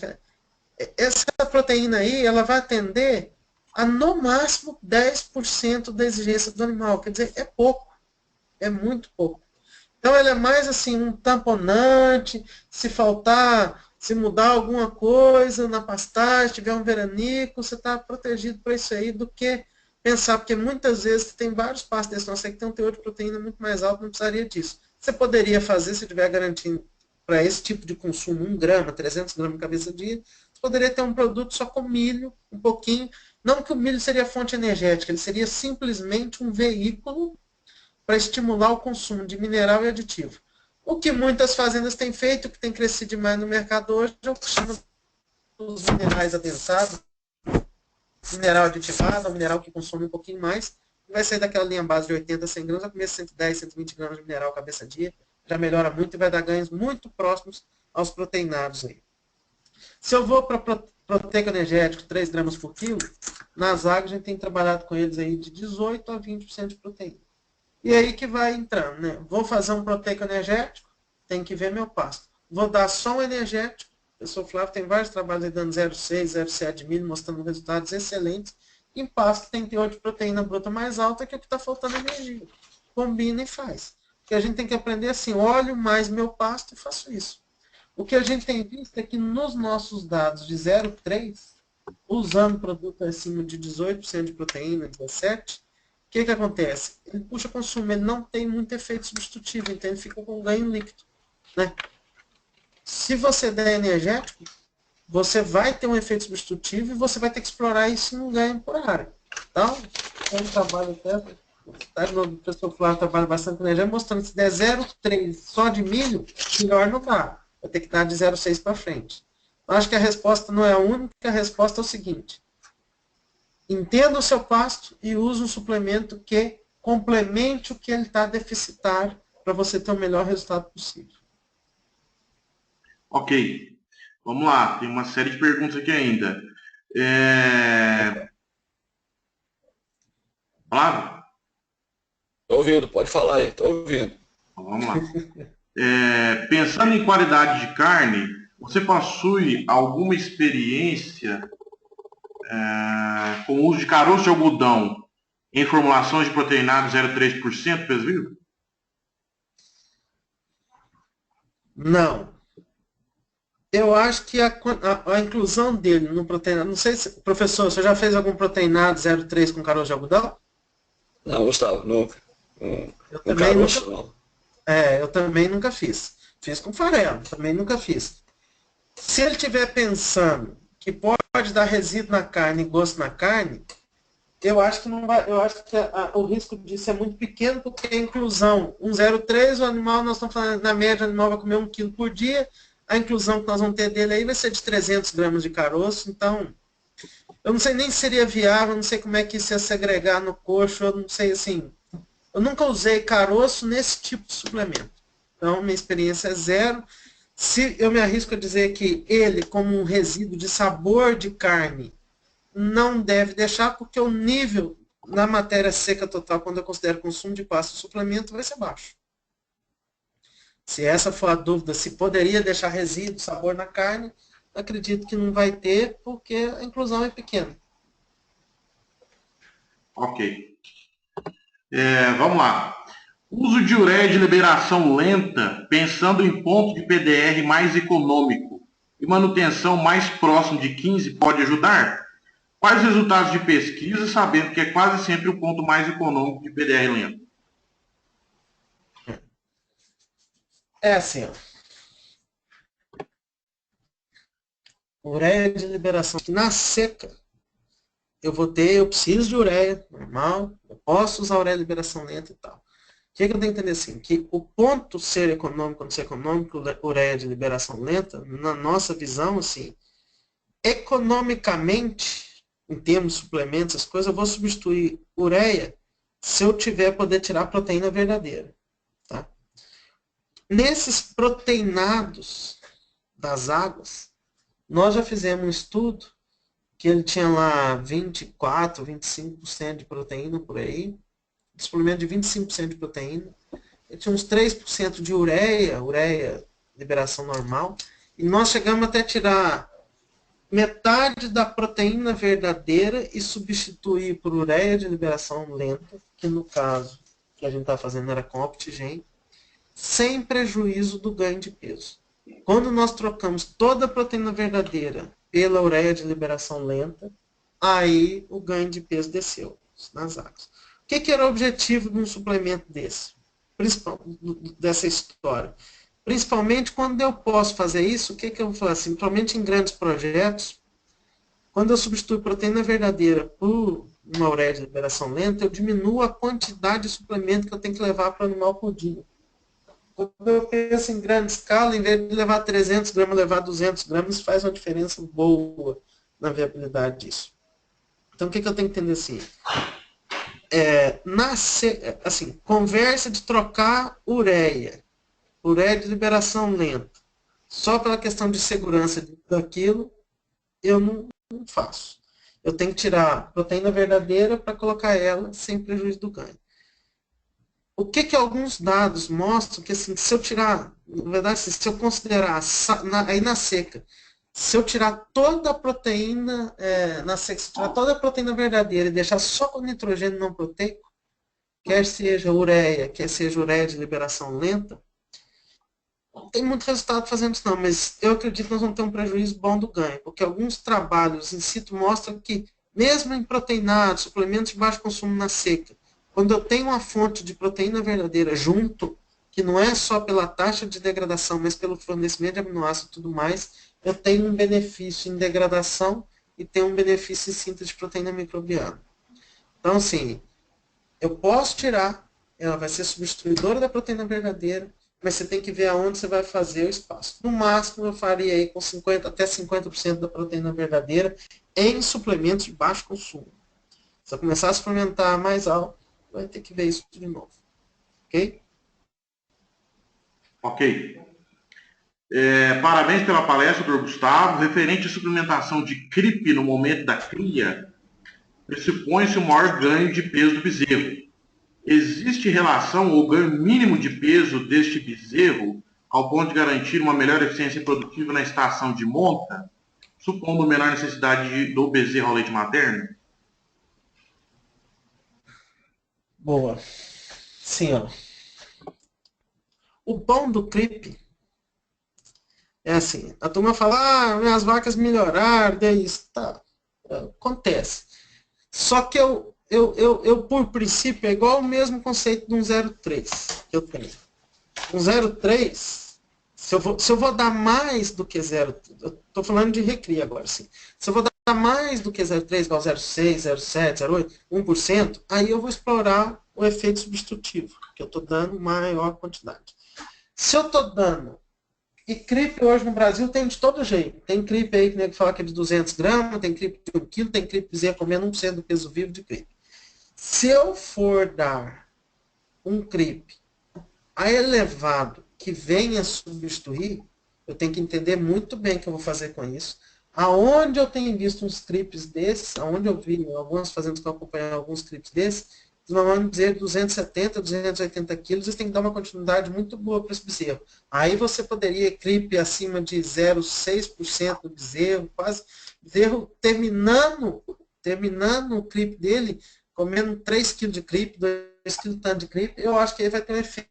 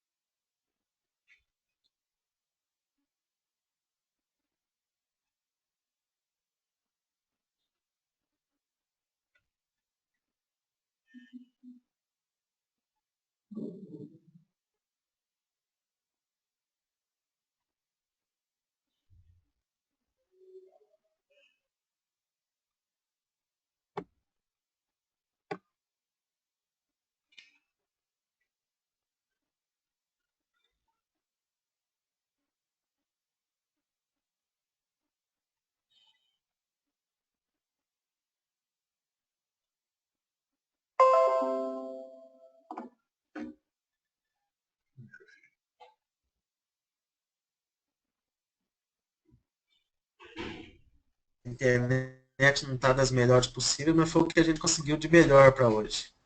Tá, Mas ok. eu acho que deu problema dele também, tem hora que eu moço ele. Vamos ver agora.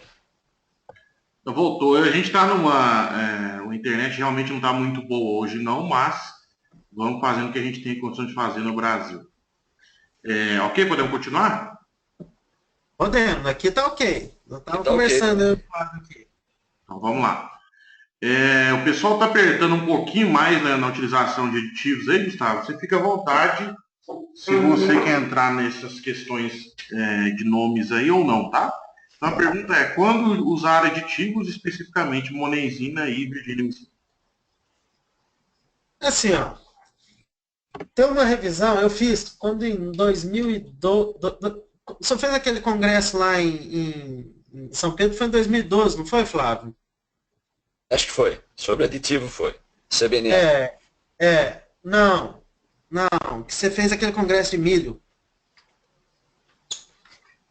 de milho. Que tem que você não, tá. De processamento de grão, foi 2012 em São Pedro, tá certo. E naquela vez, assim, vou contar até um pouco daquilo para voltar para cá, de lá para cá tem mais informação. E naquele congresso, no dia anterior, a gente teve algumas apresentações de pasto. Eu fui lá falar de aditivo. Então, o que vi assim, ó? Assim, falta a gente juntar muitas informações, falta comparar mais eles. Mas o que eu vou falar assim? Hoje nós temos aí um volume de dados bastante interessantes, bem comprovados, por exemplo. Nós já fizemos vários experimentos aí de virgem-amicina. Estou falando que assim, não quero levar para o lado comercial, mas assim, fizemos vários experimentos em colina de virgem-amicina para animais em pasto, com resultados muito interessantes e muito bons. Tá? Então, mais daquilo que eu já trabalhei. Maior parte deles nas águas. Então, quando eu tenho substratos para trabalhar, ela trabalha muito bem nisso e vai dar esse padrão de ganho. Isso não quer dizer que na seca não funciona, nem ela, nem monenzinho. Primeiro vou colocar nas águas. O que se espera? O que é literatura? Tem um trabalho aí do Ricardo Goulart, que foi orientado pelo professor Márcio Corsi, fez alguns trabalhos mostrando que ela, lá nas águas, permitiu um ganho um pouco maior do que a monenzinha. Eu sei que ela é um aditivo mais caro, que se paga muito mais caro por ela, mas comparado à monenzina, a amplitude de resposta dela foi maior. Isso aí está na literatura, assim, tem lá na tese do Ricardo, tem uma compilação de dados que juntam os dados de ionóforos com ela. Nós mesmos não temos nenhum estudo comparando uma contra a outra nas mesmas condições. Tá? O que eu vou falar assim? Se eu tenho um padrão de ganho, bom é isso. Naquele estudo, nessa vez aí que eu fiz esse evento, tem uma palestra que eu posso até te mandar. Que existe acho que é Brett Schneider, que chama autor, que fez uma meta-análise, que juntou alguns dados, e ele fez uma meta-análise muito interessante. O que a meta-análise dele foi na época? Ele juntou todos os dados que tinham de aditivos a pasto e avaliou os resultados.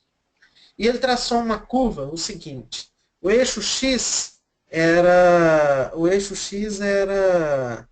o ganho de peso dos animais. Tipo 50, 0, 50, 100, 200, 300, 400, 500, 1 quilo. E o eixo Y era a porcentagem de resposta dos que recebiam aditivo em relação aos que não recebiam aditivo. E o que ele mostrava? Que em baixos ganhos de peso, eles tinham resultados lá de monenzina, lazalocida e outros aditivos. Ele não tinha resultado de virgem-amicina naquela época. Em baixos ganhos de peso, a monenzina tinha uma amplitude de resposta maior e em altos ganhos de peso, uma amplitude de resposta menor. A lazalocida fazia o inverso. Em baixos ganhos de peso, ela tinha uma amplitude de resposta menor e em altos ganhos de peso, uma amplitude de resposta maior. Quer dizer, o que ele estava falando assim? Na seca, a amplitude de resposta da monenzina é superior à da lazalocida e nas águas, da lazalocida superior à monenzina. O que ele argumentava como uma possível explicação para isso? Os dois são ionóforos, os dois trabalham na bomba de sódio e potássio, só que a lazalocida tem alta afinidade por potássio e a monenzina tem alta afinidade por sódio. E ele falava que nos baixos ganhos de peso, forragem de pior qualidade, talvez por causa disso, mais sódio, a monenzina melhor. E na forragem de boa qualidade, mais potássio nela, a lazalocida ia funcionar melhor. Naquele evento, a gente já tinha uma série de resultados de virgem-amicina. Eu tracei, em cima da meta-análise dele, um conjunto de dados que a gente tinha de virgem-amicina aqui, e o comportamento dela era muito semelhante ao da lazalocida. Tá? Então, o que eu estou falando assim, nos poucos dados que tinham, o que a virgem-amicina tem? É a amostra seguinte, que quanto mais o animal ganha peso, maior é o ganho adicional em gramas. Isso é um comportamento semelhante ao da lazalocida. O da monenzina já é um pouco diferente disso. Então, o que a gente pode falar assim de adequação de aditivos para a seca e para as águas seria isso. Vamos falar assim, quanto melhor o ganho da linha base, maior vai ser o resultado dela. O outro, quanto menor o ganho da linha base, não vai ter esse mesmo padrão de resposta, que é a monenzina. Ok? Ok. Uma última pergunta aqui. ela é em questão de diferença de ganhos na seca e nas águas, quando você tem a questão de suplementação. Então, quais seriam os ganhos nas secas, ou na seca e nas águas, apenas com sal mineral, comparando com suplementação proteica energética em pasto adubado e não adubado, se você quiser já discutir um pouco sobre isso, mas talvez mostrar um pouco mais a diferença de suplementação e não suplementação, fica à vontade. Boa. O que eu acho assim, ó? Pasto de seca, só com sal mineral. Média Brasil aí. Deve perder peso. 150, 150, 100, 150 gramas. Se o cara tiver uma boa condição, vamos falar assim, se a fazenda for top e ele, o animal, então estamos falando de animal em crescimento, né? Então vaca é diferente, mas se um animal desse conseguir dar mantentes, tecnicamente seria um resultadão para ele. Economicamente, com perdão da palavra, mas a palavra correta é uma bosta. Porque o animal está lá e não está ganhando dinheiro. Nas águas. Se o pasto for adubado ou não adubado, aí vai falar o seguinte, um pasto adubado, o que você vai ter que aproveitar muito ele? Aumentar a lotação dele e fazer ele aproveitar mais. Se a gente fizer isso, o que acontece? Você vai botar mais UA por hectare, mais cabeça por hectare, o ganho individual não vai ser tão mais elevado, mas vai ser um ganho bom. Entendeu? Se a gente pegar assim, uma média geral até dos nossos trabalhos, vamos falar assim, com sal mineral numa boa condição, mas aproveitando o pasto, e aí não é só dezembro, janeiro, fevereiro, mas é pegando de outubro, novembro até maio. E assim, na maior parte das fazendas brasileiras, eu afirmo e garanto que não ganha meio quilo por dia pasto nas águas com sal mineral. Que é o que tem hoje os levantamentos feitos aí mostrando isso aí. Muito menos que isso. Então, assim, só com sal, se for bom demais, você não vai ganhar nada, vai perder 100 gramas na seca e vai ganhar meio quilo por dia nas águas numa boa condição. Isso vai te levar a um ganho de 250, 300, 250 gramas por aí, média ano, 300 e poucos gramas, vai dar 3 arroba e meia, que é a média brasileira. Isso é muito pouco. Se você começa a suplementar isso aí, e aí você vai ter vários níveis e são várias combinações possíveis. Você começa a suplementar. O que você tem aí com os proteinados? O que eu espero? Ganhe na ordem na seca de 200 gramas a mais, nas águas de 120, 150 gramas, com 0,3 da ordem de 250, 300 gramas, com 0,6, 0,7 também na ordem de 300 gramas de ganho adicional por animal, mas aí você começa a usar o efeito substitutivo e passa a ter ganho por área maior. Então esse é o desenho que a gente vê. Um pasto melhor em relação a um pasto pior, é isso que eu falei, assim, você vai ter um ganho de peso maior, óbvio. Só que o que você tem que entender assim, não é só porque adubou, você pode deixar adubar para sobrar um pouquinho mais, ou pode ser adubar para ser eficiente, aumentar a lotação, colher forragem, não ter um ganho de peso muito alto, ter um ganho de peso da ordem de 500, 600 gramas na linha base e complementar isso com lotação. Alguns dados mostram que numa estratégia dessa, você chega a aumentar em 50, 60, às vezes dobrar o ganho por área quando você faz uma ferramenta dessa. Então, é uma poderosa ferramenta. Quem quer usar alta lotação, explorar intensivamente, aí que o ganho individual poderia cair, para aquela curva clássica do mote, o que faz isso? Entra com suplementação mais pesada, aí não adianta só um sal aditivado, essas coisas não. Entra com a suplementação mais pesada, para quê? Para compensar essa queda no ganho individual, e você vai ter ganho individual e ganho por área muito alto, que é o que a gente busca aí para os nossos sistemas mais intensivos. Ok? Ok. Em termos de pergunta, que eu tinha era isso. Flávio, algum comentário? Você... Só de, primeiro, parabenizar o Gustavo pela excelente apresentação e o público pela quantidade de perguntas, o que mostra o interesse do assunto e a qualidade do trabalho do Gustavo e nos dados que ele apresentou, né? Só complementando, começando lá do final, aquela questão do CRIP, né? Quando o pessoal sempre pergunta sobre o efeito de reprodução da vaca, de modo geral, os trabalhos mostram que bezerro nunca deixa de tomar leite. Quando o CRIP melhora a reprodução, é porque ele deixou pasto para trás, ele substituiu, que nem um animal desmamado, e se a vaca tem condição corporal inadequada e consegue com isso melhorar a condição corporal, você pode ter benefício em reprodução. Vaca em condição corporal já boa, dificilmente vai melhorar isso daí, né? Outro ponto que eu acho extremamente importante, que o Gustavo mencionou, é a questão da suplementação nas águas e sistemas rotacionados com alta lotação. O indivíduo, é muito comum, quando ele fala em suplementação, pensar só em ganho de peso animal, mas o impacto na lotação e no ganho por área, isso tem que ser computado, né? Para você estudar toda a viabilidade da suplementação, a viabilidade econômica nas águas, é a combinação de lotação e ganho. E a ferramenta que o suplemento é, como o Gustavo apontou, onde concentrado é também um tamponante para falhas de manejo do pasto nesse sistema intensivo, que é muito fácil de enterrar, às vezes, com lotação alta, e reduzir ganho individual por causa de aperto um pouco na lotação. O concentrado tampona isso, e o efeito em produção por área é muito grande, né? Então, esse foi um ponto muito importante, que o indivíduo tem que olhar nesse ponto para avaliar a economicidade do sistema. Mas eu tenho uma pergunta para o Gustavo, voltando lá onde ele discutiu a questão da suplementação e depois o efeito no acabamento lá na frente. O que eu fiquei em dúvida é, se os animais suplementados, eles entraram, obviamente, mais pesados no confinamento e saíram mais pesados. Mesmo assim, você não conseguiu observar a diferença no acabamento? Foi isso que você colocou, Gustavo? Isso, professor, é isso mesmo. De uma forma geral, assim, porque qual que é a amplitude que a gente às vezes consegue ter? A gente tem uma série, a gente tem duas formas de fazer, que eu sei que você também fez das duas formas, assim.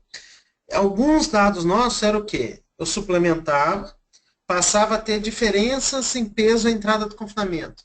Que aí vão dar, assim, de uma linha base para uma linha maior, chega a dar até 3 arrobas de diferença na entrada. Esses animais, vamos falar assim, essa diferença, eu tenho duas formas de avaliar na terminação. Alguns dados nossos é o critério. Ia dar um determinado peso de abate, nós abatíamos os animais. Então, a única variável que varia aí é tempo de confinamento, tempo de terminação. E outros que a gente passou a mudar é o seguinte, aí eles chegavam mais pesados, diferentes pesos, e nós deixávamos o mesmo tempo na terminação. Então, eles eram abatidos com diferentes pesos de abate. E nos trabalhos, assim, não tem uma tendência forte. Olha, eu tratei mais lá atrás, ele entrou com 2 arrobas a mais, e aqui ele tinha um melhor acabamento do que o outro. Não tem. Por que a gente, assim, às vezes até não tem tendência, mas um dado que, assim, que confirme que a gente pode levantar essa bandeira e sair falando dos nossos dados, a gente não tem. Por que eu acho que a gente não tem isso?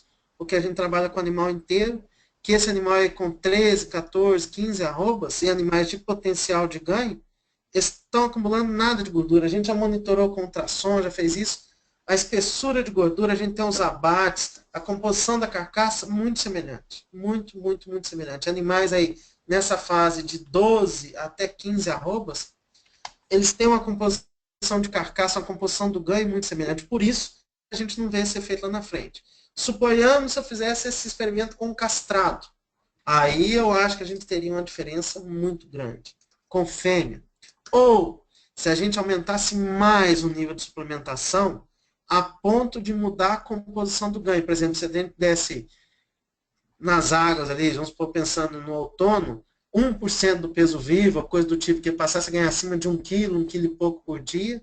E o que eu estou achando? Falar assim, que o bicho tem que ganhar mais de 1 quilo por dia para a gente conseguir colocar um pouco de gordura em boi inteiro. Ou seja, se ele estiver ganhando menos do que isso, isso é animais bons, né? Se for um animal muito ruinzinho, ele vai acabar colocando na gordura. Um animal com potencial de ganho, ele ganhando menos do que isso, ele não coloca gordura.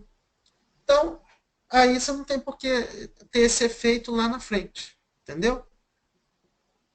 Concorda? Eu acho que assim, tá de acordo. Se a gente pegar o que você colocou com relação aos estudos onde você avaliou o efeito da suplementação e depois você abateu os animais com o mesmo peso de carcaça, vamos por assim, se a gente voltar, pegar a meta-análise lá do pessoal de Oklahoma, eles mostram a mesma coisa. O ganho de peso na recria não teve efeito no grau de acabamento. O que eles correlacionaram com a questão do acabamento, peso de carcaça quente, né? Quando eles Isso. olharam animais que ganharam de 300 quilos, de 300 gramas a 800 gramas na recria, e vai olhar no confinamento depois, se abater com o mesmo peso de carcaça, o fato de tratar na recria não altera acabamento. Pô, nem gordura subcutânea, muito pouco, e muito menos marmoreio, menos ainda, né? Agora, quando você altera bastante o peso de carcaça quente, talvez você leva lá para frente, não o peso de carcaça quente, com os dois animais ainda meio leves, é mais difícil de pegar a diferença de acabamento. É, Talvez tenha que ir com um animal bem mais pesado lá na frente, né? é isso que eu acho. Para conseguir ver essa diferença. Mas muito mais em função do peso de carcaça quente do que o fato de ter tratado o animal durante a recria, né? Para mexer com o acabamento. É isso mesmo, assim, eu acho que para a gente fazer isso.